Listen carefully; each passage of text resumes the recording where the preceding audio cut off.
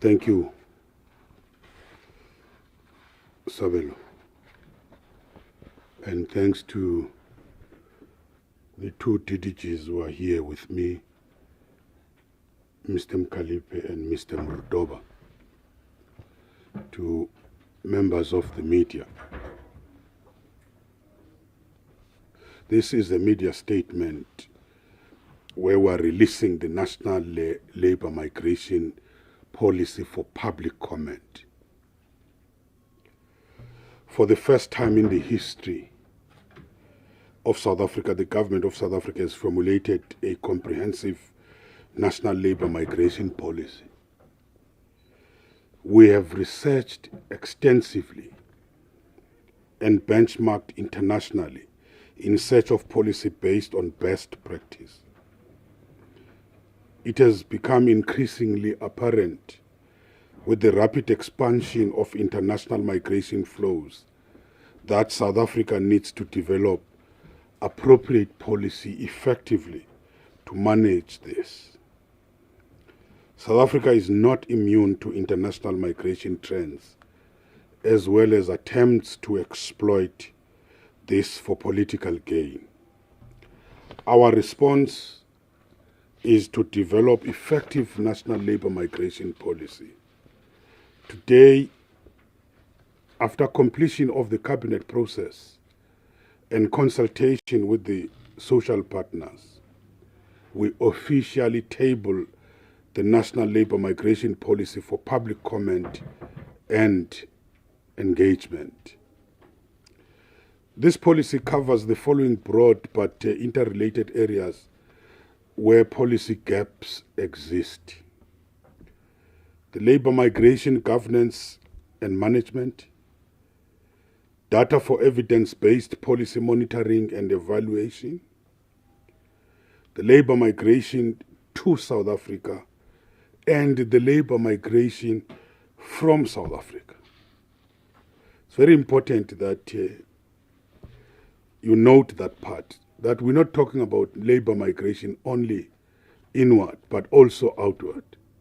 South Africans will go into other countries in search of opportunities.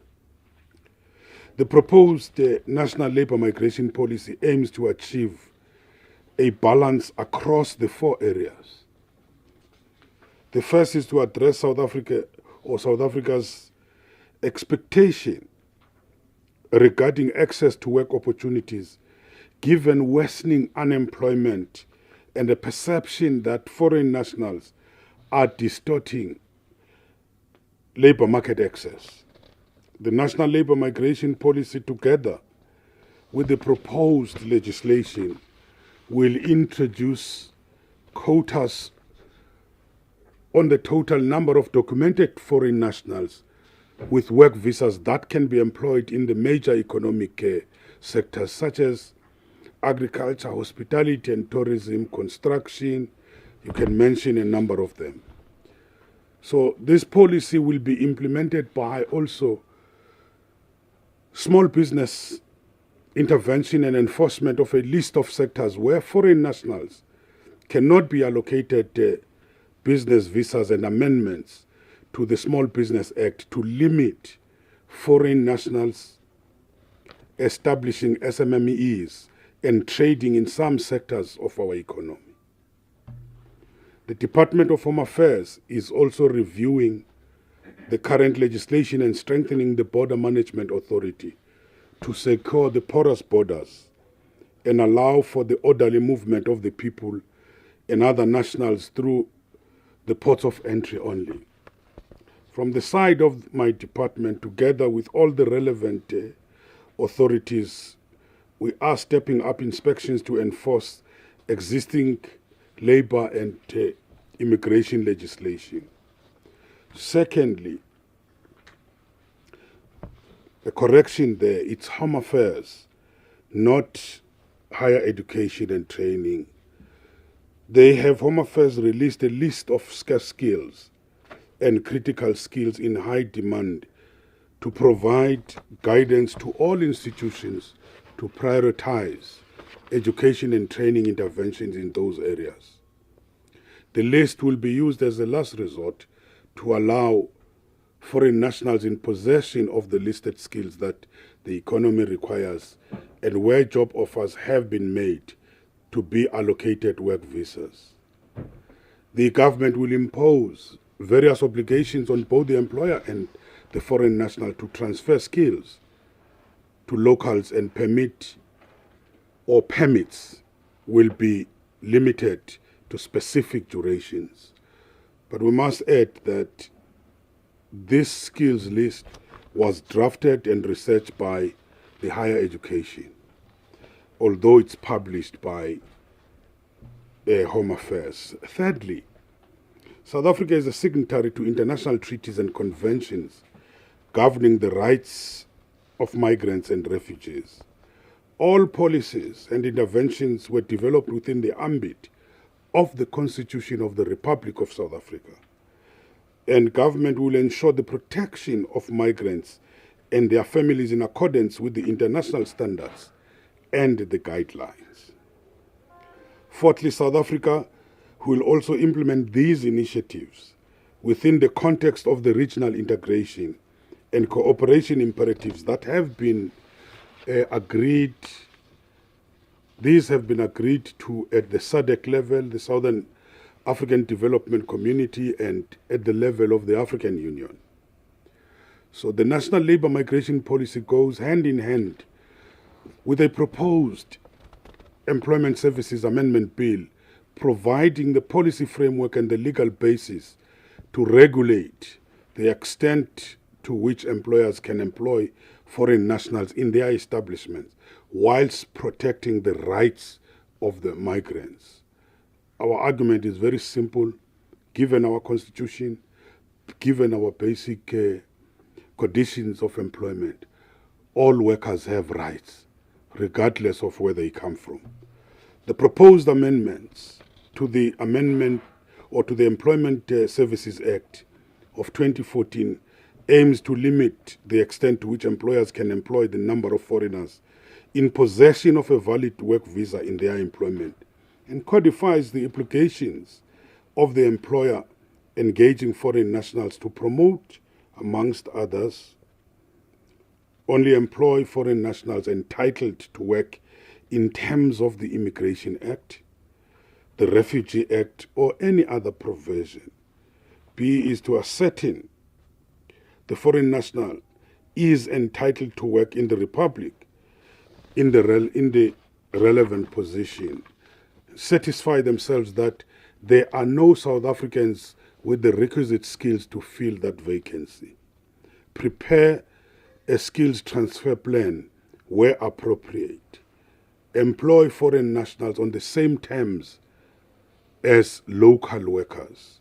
This has been a very, very sensitive area where the labor market has been distorted, where people have been exploiting the poor migrants who are very desperate, giving them very low wages, and no conditions of employment are attached to that, or benefits which they are supposed to enjoy.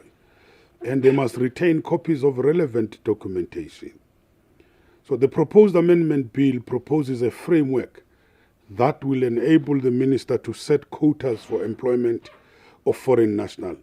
A quota may apply in respect of a sector of the economy, an occupational category, or a geographical area. The minister will establish a quota in a sector after consultation with the Employment Services Board and after considering public comments. So in summary, this National Labour Migration Policy aims to achieve a balance between the following areas. A, the population's expectations regarding the accessibility to work to South Africans, given worsening unemployment and the perception that undocumented foreigners are distorting the labour market access. And B, South Africa's labour market needs, in particular, the need for critical skills not locally available. C, the protection of migrant workers and their families in accordance with the international standards and guidelines. D, the regional integration and cooperation imperatives. South Africa, we're not an island. We are cooperating with SADC, with the AU, and a number of other countries, the number of trade agreements which we have signed. So all those have to be taken into consideration. Thank you very much. And then there will be a presentation which will be done on this by the DDG Sam Murotoba, who has been leading this particular research. Thank you.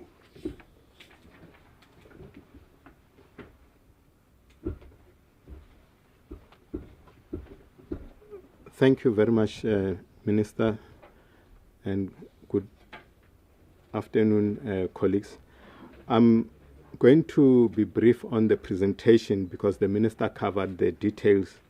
Just to give you the context and the work that we did.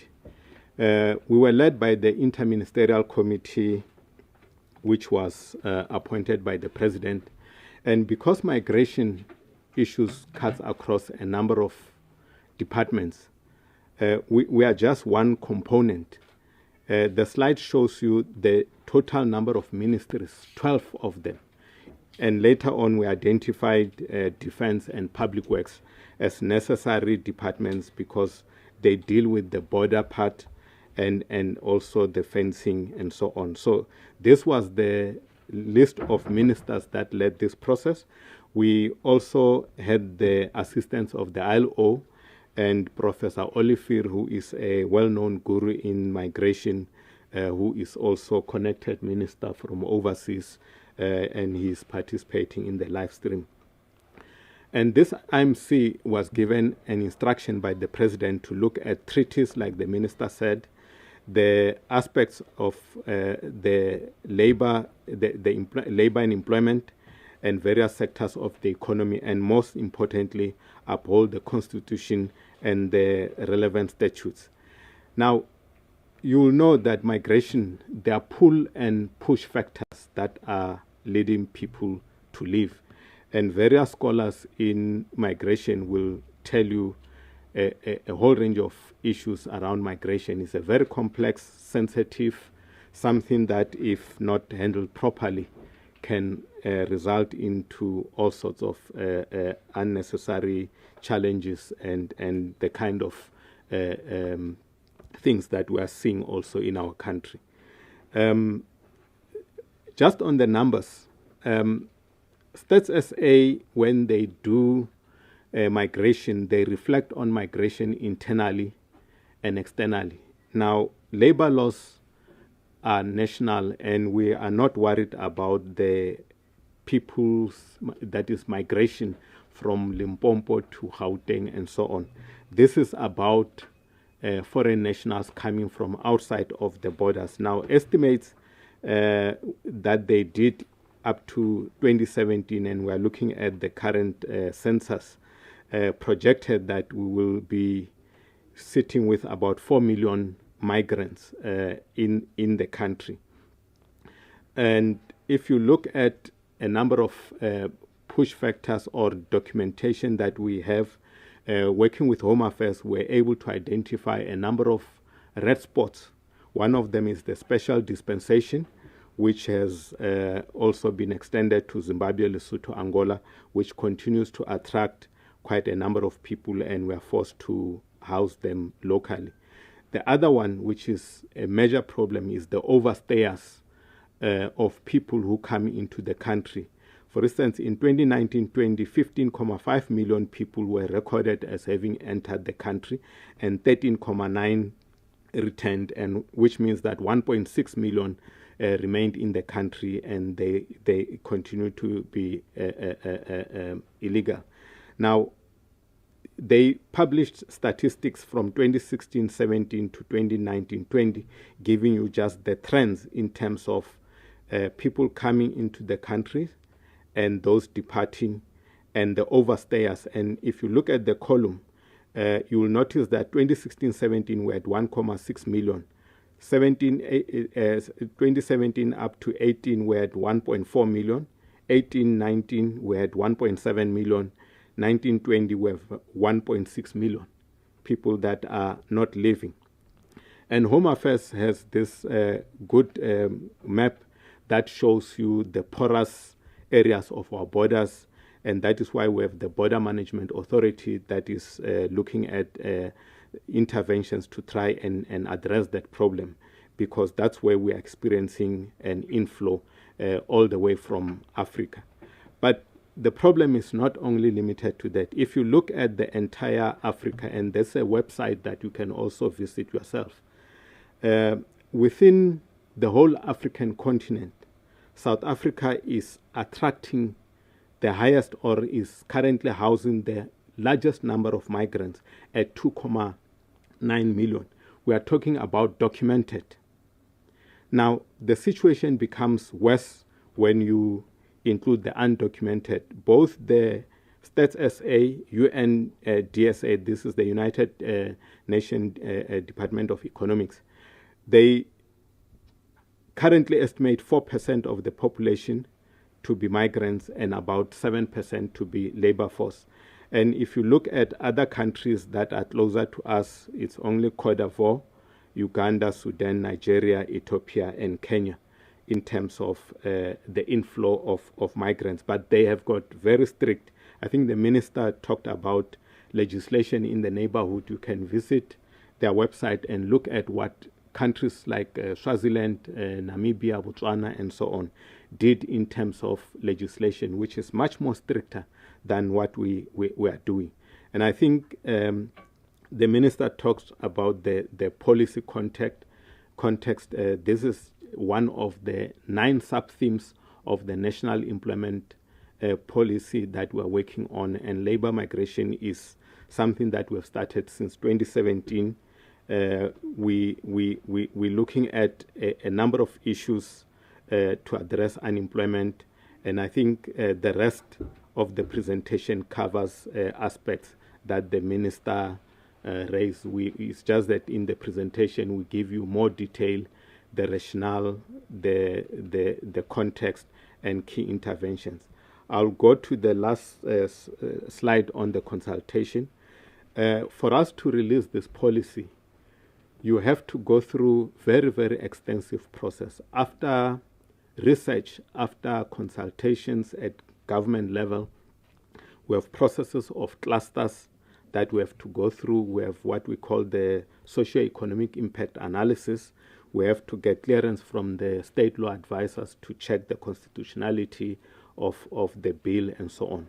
Now, this is what took us so long, because we had to process all those issues. And currently, we are at number 10, where today, starting from today, we are going to be embarking on a public consultation process.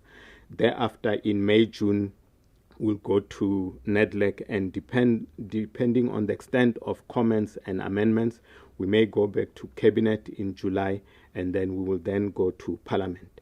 The format of our consultations will take roundtables, where we will be led by the Employment Services Board, and we will engage academics, international organizations, etc. The minister will also host a number of sessions with key stakeholders that we believe are very strategic, like embassies and so on. We'll have provincial consultations, one per province, but Gauteng, Eastern Cape, and Western Cape, we hope to have 2 or so. And our provincial office will also assist us in dealing with local sessions, and we'll have NEDLEC Portfolio Committee. The documents are available on the website of the department. Thank you, Saben.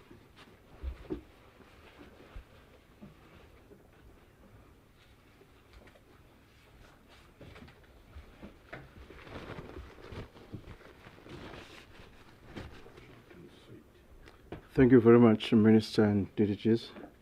Colleagues, we'll take questions from the floor and other questions from WhatsApp. We are also having the Office of the Minister of Home Affairs, Sia was at the back, so that we are able to share this as part of the process of government. Colleagues, can you show by the hand? I have one hand. From your side, Vanessa? That's fine. Please introduce your ma'am and then yourself, ma'am, and we proceed with the questions.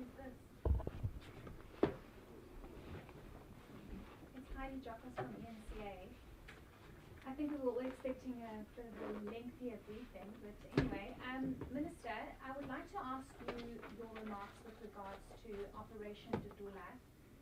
Many are saying that it's inappropriate what is going on, but the operation clearly speaks for itself. It wants South Africans to be employed and to root out a lot of the illegal activities that are going on in some of the areas, especially here in Gauteng. What is your response to this? And also, what is your response to political parties going to businesses to establish how many South Africans versus migrants are working in these various sectors, especially in the restaurant sector? And also, with regards to the trucking industry, we do understand that there is currently a memorandum that's being handed over, but clearly this is an issue that's bubbling under and has not been addressed.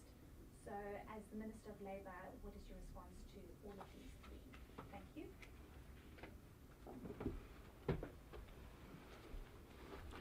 Before Minister responds, any question from WhatsApp, social media? Thank you, Chair. Someone is typing at the moment. The question will come from people. It's fine. Let Minister respond to the three questions, then we'll take the questions as they come. Thanks.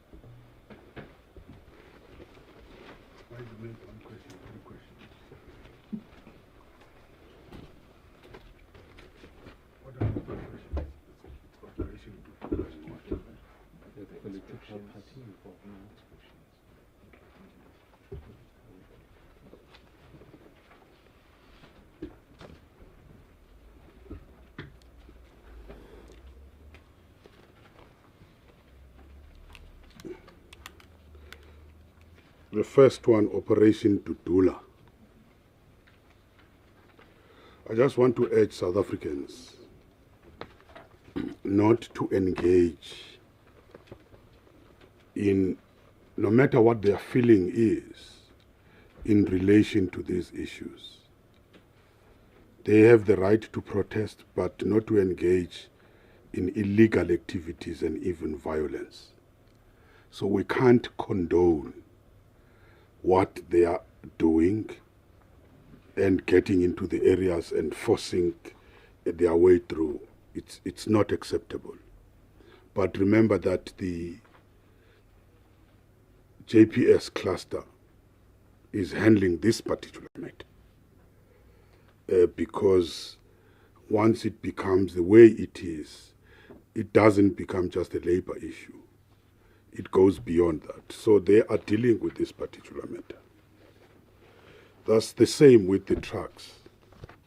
The truck drivers. All the way we've been engaging with the truck drivers. Sam, you will confirm, would have an average of 2 meetings per month with the truck drivers and engaging them on this process we're talking about. As late as last week,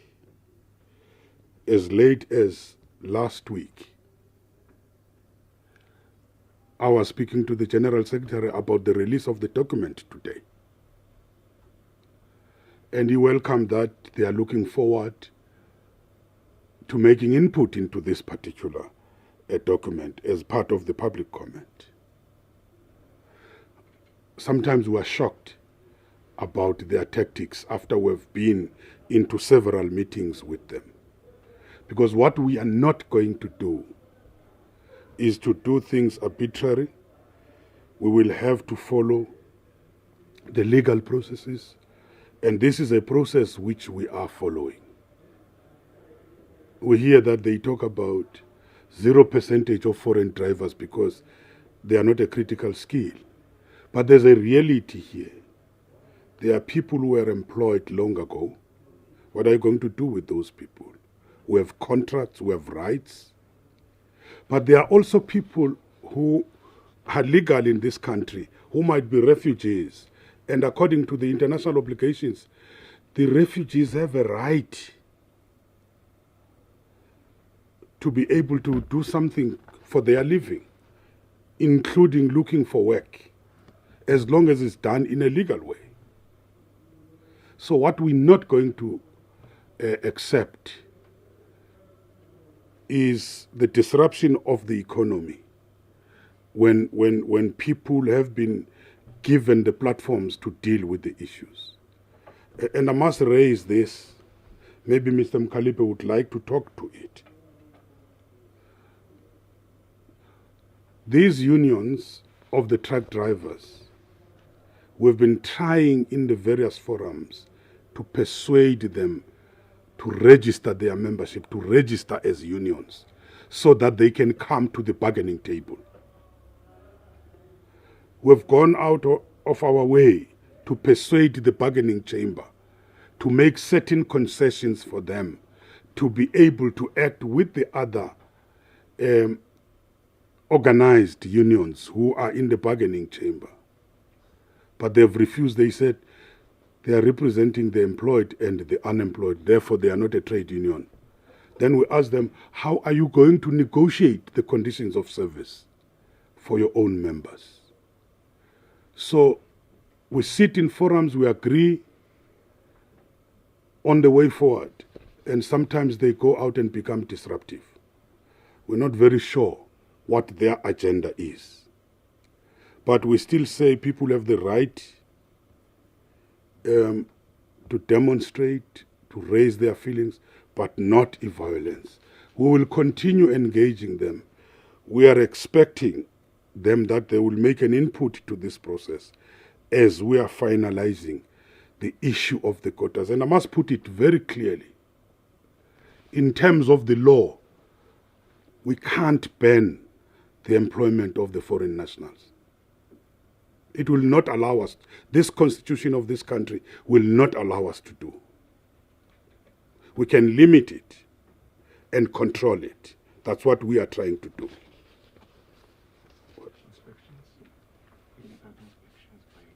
Oh, yes, yes. Well, I've been very clear on that. On the issue of the illegal inspections, I've been very clear. There are certain protocols which you have to follow when you do inspections, including our own officials. You don't just rock up in a workplace and say, I've come to do an inspection. You give a notice on the issues which you'll be looking for, and you allow the employer to prepare the necessary documentation which you will be needing when you come to that particular workplace. In fact, for the political parties to do that, it's disruptive. Rocking up in a workplace, disrupting the production, I think it's irresponsible. What we expect is that the politicians should be the first to respect the law. We have the law in this country, how inspection has to be conducted. So even us, as the body with those powers, we have to follow the law and give the necessary notices. We go for once, we make follow-ups if we've made recommendations and see if they've been implemented. But there is one reality that when people want to whip emotions for political gain, they start these irresponsible acts. That's what informs them. It's populism. So such populist actions have no place in the country. Thank you.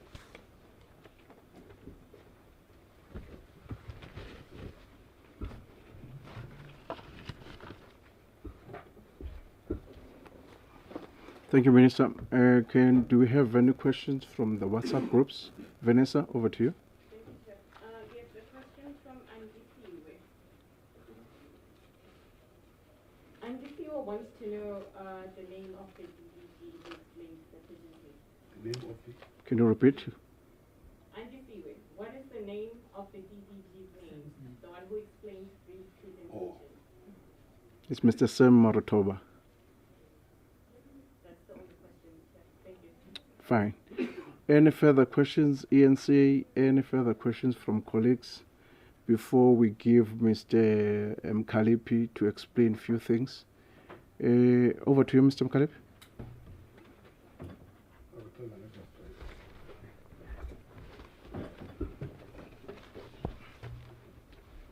He's also the DTG for Labour. Thank you, Minister and colleagues. My colleague Sam has explained the process of consultation. The bill is published now. It's open for comment. We'll receive comment. We'll collate the comment. We'll then take further the consultation. I think one other issue that we wanted to indicate that I'm sure all of you know that there's a strike in Clover that has been going on for 3 months now. And workers unemployed, the company losing profit. We met with the parties last night, around about 8, to discuss 2 things. One, to get a commitment from all the parties involved that violence has got no place in collective bargaining. Social dialogue should be peaceful, and there should be no violence and intimidation. And the second issue is we met with them to try and see what are the chances of settling this dispute to solve this problem once and for all. And those discussions are taking place. We're meeting again today at 4 with all the parties, with the conciliators being involved to see whether can we solve this problem once and for all. We hope it will be solved tonight. We hope, crossing our fingers. But we'll see. Thank you, Minister.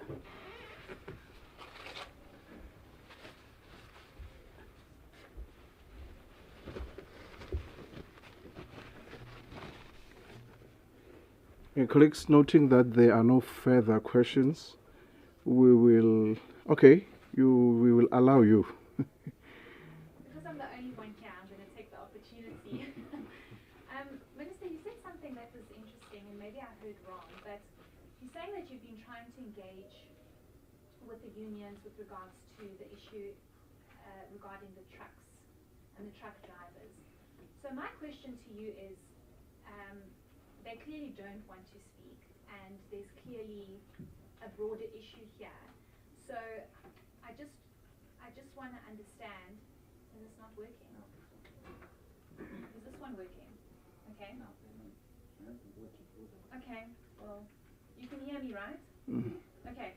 So I just want to understand: is there no plan for a different approach or further intervention? Because even with Operation Dudula, I'm seeing people now on social media saying the media is obsessed with Operation Dudula, and it's the first question that we're asking, and they're not going anywhere. But it's not that we're obsessed. We're just trying to understand that it reaches crisis mode in this country before something's actually done. So I just want to know if there's a different approach to addressing the trucking industry issue other than just trying to sit around the table and talk, because clearly they don't want to, and that South Africans, especially young South Africans, are fed up. There are no jobs, and they just don't know what to do anymore. So I just want to know from you, Minister, your perspective, is there no other way to try and solve this problem?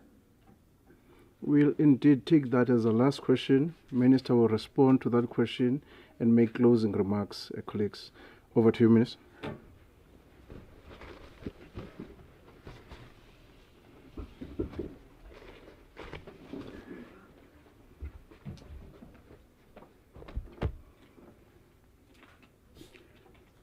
Maybe a rhetorical question is,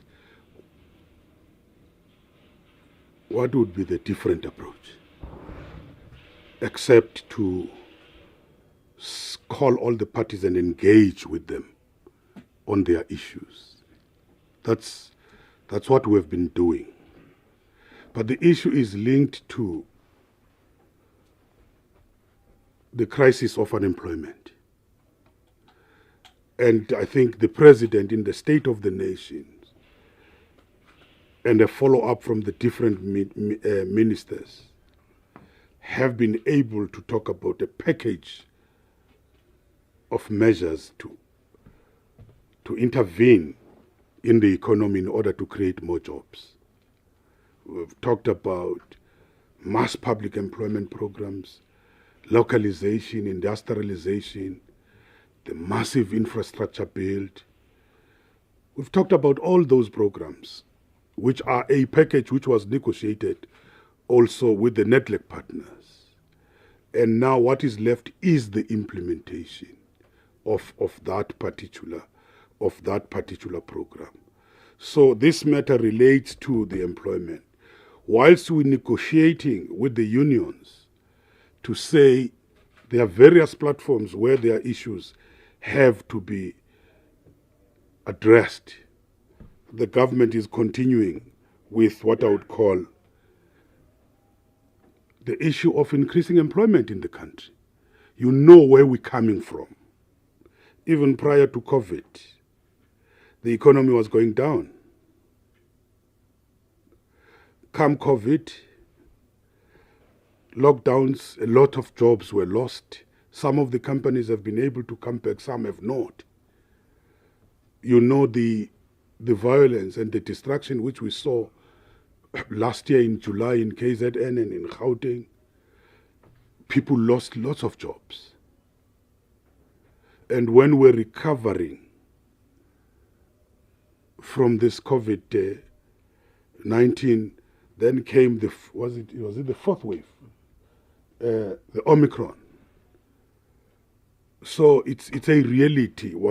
But despite that, the government has presented a credible plan which is dealing with the issue of job creation. At the center of that, it's economic growth and job creation, because if the economy does not grow, you're not going to be able to create the jobs. So that's the approach which we are using. But also, violence has to be dealt with very sternly. We can't accept violence. We can't accept blocking of the main arteries of this country, which are supplying goods and services to the whole country, or even to the SADC countries and other parts of the continent. That will not be accepted. So the approach which we're having is to look at the strategy of increasing the jobs. And very clearly that program which has been presented, which has been welcomed by all, led by the president, also negotiated with the unions, we think if it's properly implemented, is going to give us the jobs, because part of the tension relates to the scramble for the resources, scramble for jobs. But it has to be done in a right way, in a constructive way. We are a human rights-based country in our constitution and even in our laws. Thank you.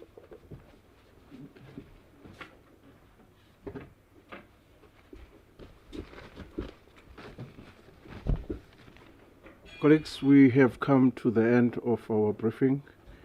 Thank you very much for honoring the briefing, unless Minister wants to have the last word. The last word? Yes, Minister. To say what? Maybe to say, if I have my last word.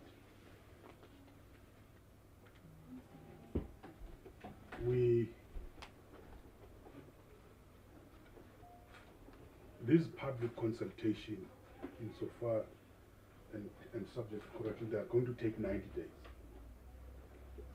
90. Yes. It's 90 days to allow for this extensive consultation. Sorry, Minister. They want to hear Minister. The mic, sorry. The mic. Sorry. Micro.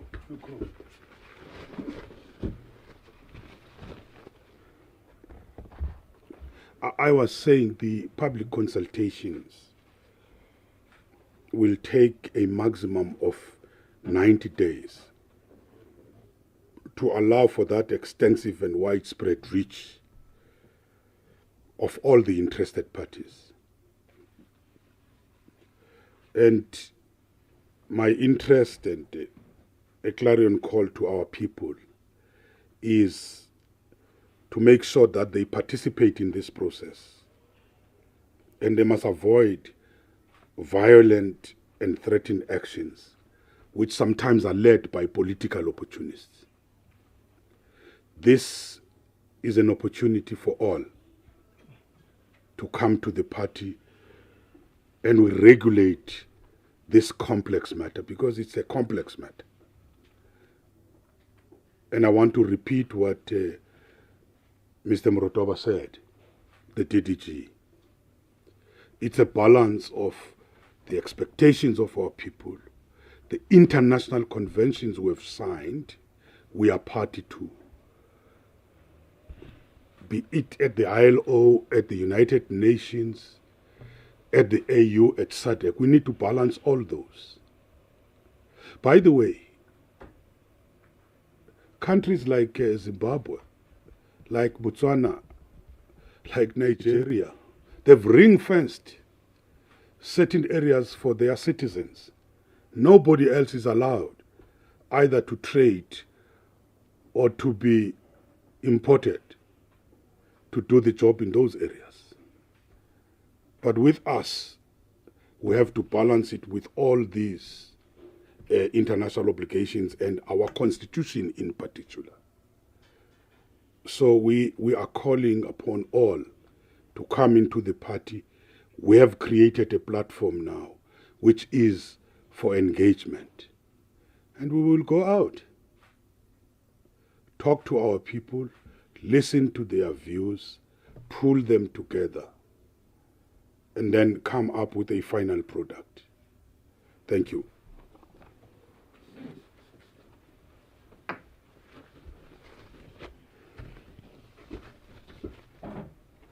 Thank you very much, colleagues. That was the end of the briefing. Thank you.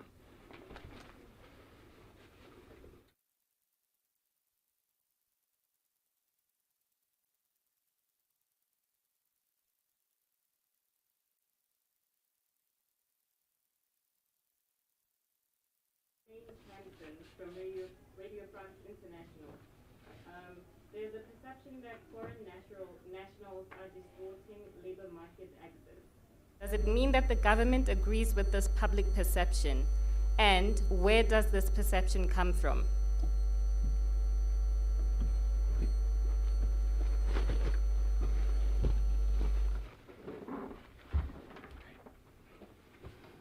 What do we mean by that?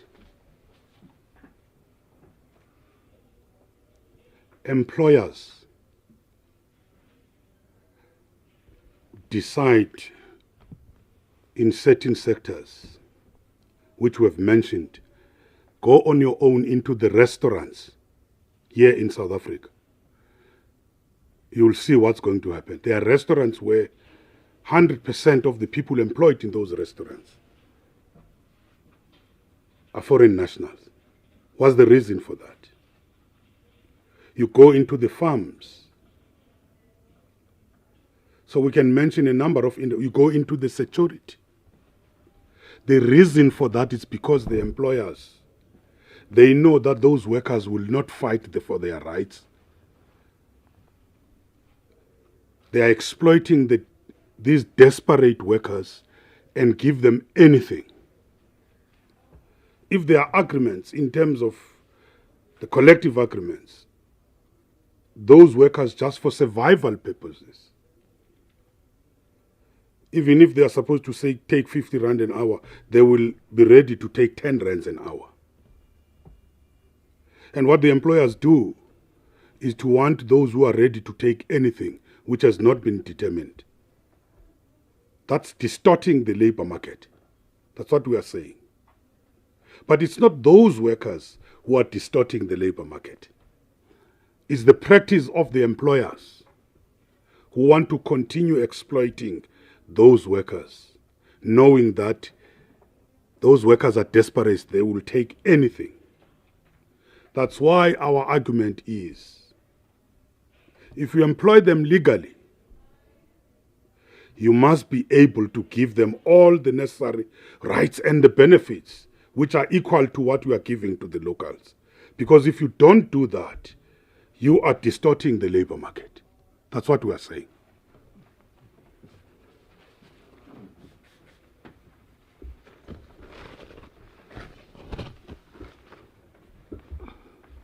Colleagues, we are indeed done. If there are further questions, we have highly capable senior officials, DDGs who are here. We'll take the further interviews on radio and TV. But for now, because we have other commitments, thank you very much for honoring this briefing. Thank you very much.